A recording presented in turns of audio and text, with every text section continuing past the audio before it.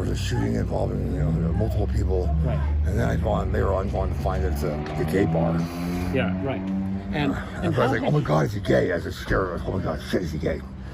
And he's not gay. So it's well, you guys had conversations about that. You were. Oh yeah, you told him. Yeah, you were adamant that gay is bad. I'm a Mormon.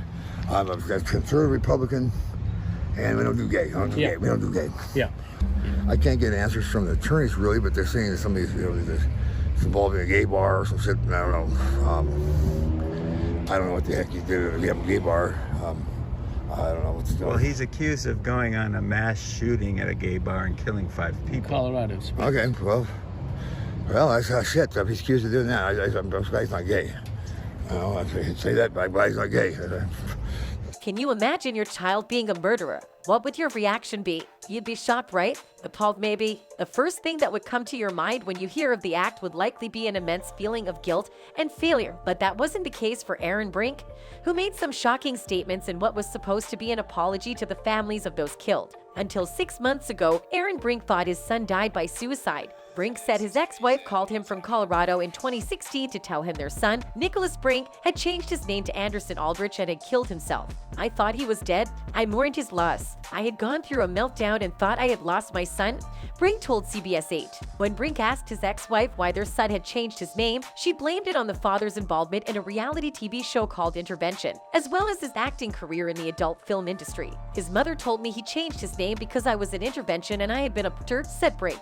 For 6 years, Brink believed his son was dead until Aldrich unexpectedly called his father 6 months ago and started arguing with him over the phone. He's pissed off. He's pissed off at me. He wants to poke at the old man, Brink recalls. Then, 2 days ago, Brink got a call from his son's defense attorneys telling him Aldrich was involved in a shooting at an LGBTQ nightclub in Colorado Springs. Authorities in Colorado filed charges Monday against the 22-year-old suspect alleged to have killed 5 people and wounded more than a dozen others in a shooting at a gay nightclub in Colorado Springs over the weekend. The Colorado Springs Police Department said the suspect killed 5 people and injured 17 community members because of a gunshot wound.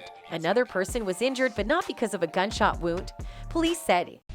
The alleged shooter who killed 5 people in a Colorado gay nightclub made his first court appearance today.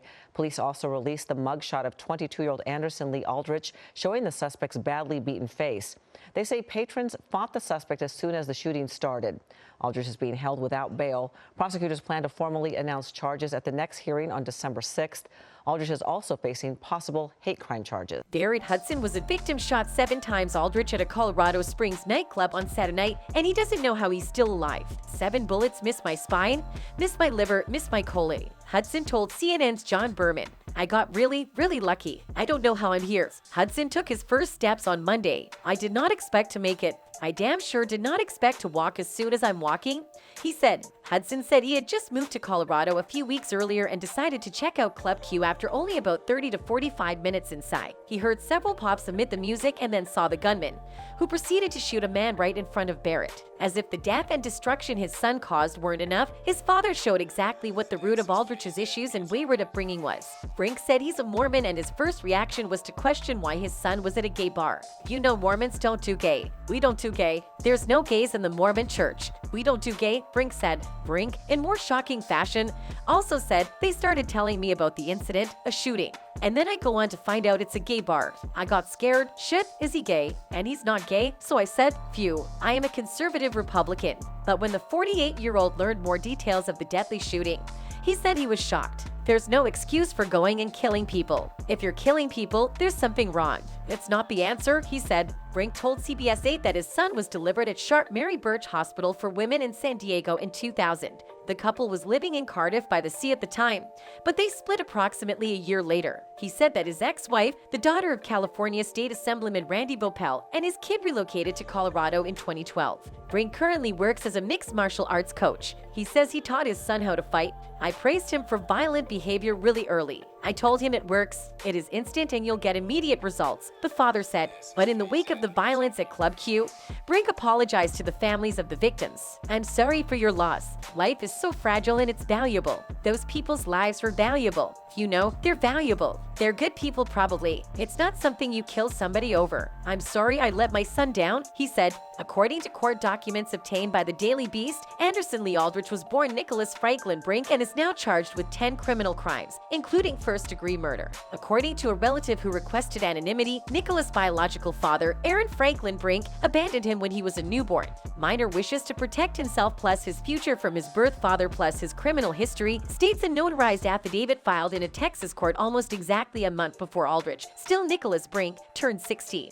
Father has had no contact with minor for several years. The handwritten petition to change Aldrich's name was filed in Bexar County, Texas, where they and their mother, Laura Vopel, were living at the time. It was signed by Vopel, Aldrich's biological grandmother Pamela Pullen, step-grandfather Jonathan Pullen, and Aldrich's father Aaron F. Brink, who lived in San Diego County, California. The Washington Post first reported on the paperwork, which showed the Pullens had legal guardianship of Aldrich at the time. On Tuesday, Ramon Molina, a lawyer at the firm that handled the matter, told the Daily Beast that nothing exceptional in the petition stuck out and that nobody here really remembers Aldrich. On Tuesday, a phone call to the number provided for Aaron Franklin Brink was answered by a man who refused to identify himself, then indicated Brink wasn't there and immediately hung up. However, a family source stated that Vopel and Aldrich have always had problems and that Brink was never involved with him and was almost never present. Vopel was arrested in 2012 on a charge of arson, which she eventually reduced to criminal mischief.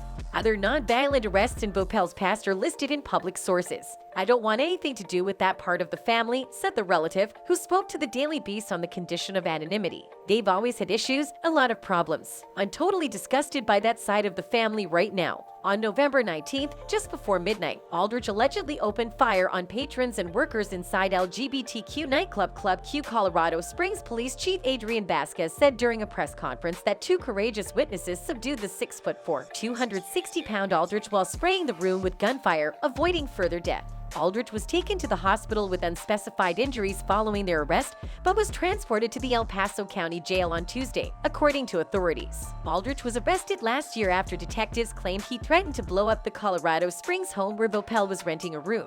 The charges were eventually withdrawn. On Monday, Colorado Springs District Attorney Michael J. Allen said he couldn't divulge any more specifics about the case or explain why Colorado's red flag statutes weren't triggered by the incident, which would have resulted in the seizure of Aldrich's guns. According to accounts, the firearm used in the Club Q shooting was legally acquired. He should have at least gotten some sort of prison time, Vopel's landlord told the Daily Beast. "Those people did not have to die. It's just very disappointing that the justice system did not follow through with what happened in my home last year." Brink was also sentenced to federal prison for marijuana importation in 1996. When he was released in 1998, he went on to pursue a career as a mixed martial arts fighter. He soon met MMA icon and former mayor pro tempore of Huntington Beach, California, Tito Ortiz, a high school classmate who got him into the sport, according to USA Today's MMA Junkie blog. Brink had over a dozen fights under his belt by 2003. However, it was a rocky voyage. Brink had been sent back to prison on a parole violation following a conviction for attacking Vopel, and a test revealed morphine and steroids in his system, according to court records.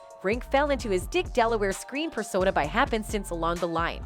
He told MMA Junkie in 2009, "I met this producer," he said. "I was sitting around with some girls at a party, and he noticed I was very gifted. He said, 'Man, you're a goddamn pro. If you get a test, I'll put you in a scene.' So I got into a few scenes. I was making some money, and it was through the world I got into meth." Brink is now under serious pressure and public scrutiny, not only for his statements but also for his past. Only time will tell how this will unfold. Thanks for watching. Until next time.